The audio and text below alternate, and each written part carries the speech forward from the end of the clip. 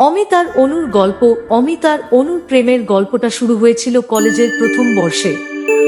অমিত ছিল স্বভাবতই একটু গম্ভীর, কিন্তু তার মধ্যে একটা আলাদা আকর্ষণ ছিল যা অনুর নজর এড়াতে পারেনি। অনু ছিল চঞ্চল, হাসিখুশি এক মেয়ে, যার হাসিতেই যেন সবকিছু আলোকিত হয়ে যেত। প্রথম দেখা হয়েছিল কলেজের গ্রন্থাগারে।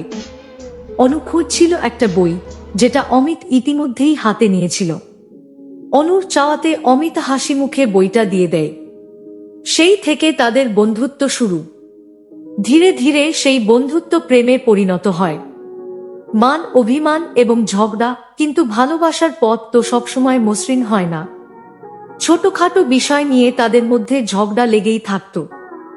একদিন অনু হঠাৎই খুব রেগে গিয়ে অমিতকে বলল, তুমি আমার কথা কখনোই শোনো না, সব সময় তোমার কাজ আর পড়াশোনা নিয়েই ব্যস্ত থাকো। অমিত চুপ করে থাকতে পারল না। তুমি কি মনে করো আমি তোমাকে ভালোবাসি না? সবকিছুই তোমার জন্য করি, কিন্তু তুমিই বুঝতে চাও না। অনু চোখে জল নিয়ে বলল, তাহলে কেন আমার সাথে সময় কাটাতে পারো না? আমার তো খুব কষ্ট হয় অমিত। অমিতেরও চোখে জল এলো, কিন্তু সে কিছু বলতে পারল না। তাদের ঝগড়া ক্রমশ বাড়তে লাগলো। একদিন তাদের মধ্যে এত বড় ঝগড়া হলো যে অনু রেগে গিয়ে বলল, আর না, আমি আর এই সম্পর্কটা চালাতে পারবো না। বিচ্ছেদ এবং পুনর্মিলন। অনু চলে গেল, কিন্তু অমিত আর সামলে উঠতে পারল না।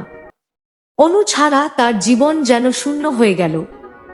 অনু তার ফোন ধরত না, মেসেজের উত্তর দিত না। অমিতের চোখে প্রতিদিন জল আসত, কিন্তু সে কিছু করতে পারত না। কয়েক মাস পর কলেজের এক অনুষ্ঠানে তারা আবার মুখোমুখি হলো। অনুর চোখে তখনও সেই একই ভালোবাসার ছাপ ছিল, কিন্তু সে মুখ ফিরিয়ে নিল। অমিত আর থাকতে পারল না। সে সরাসরি অনুর সামনে গিয়ে দাঁড়াল। অনু, আমি সত্যিই দুঃখিত। আমি তোমাকে ছাড়া থাকতে পারছি না।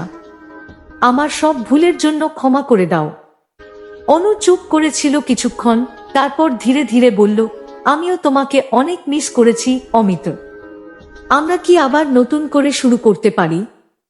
অমিতের চোখে জল এসে গেল।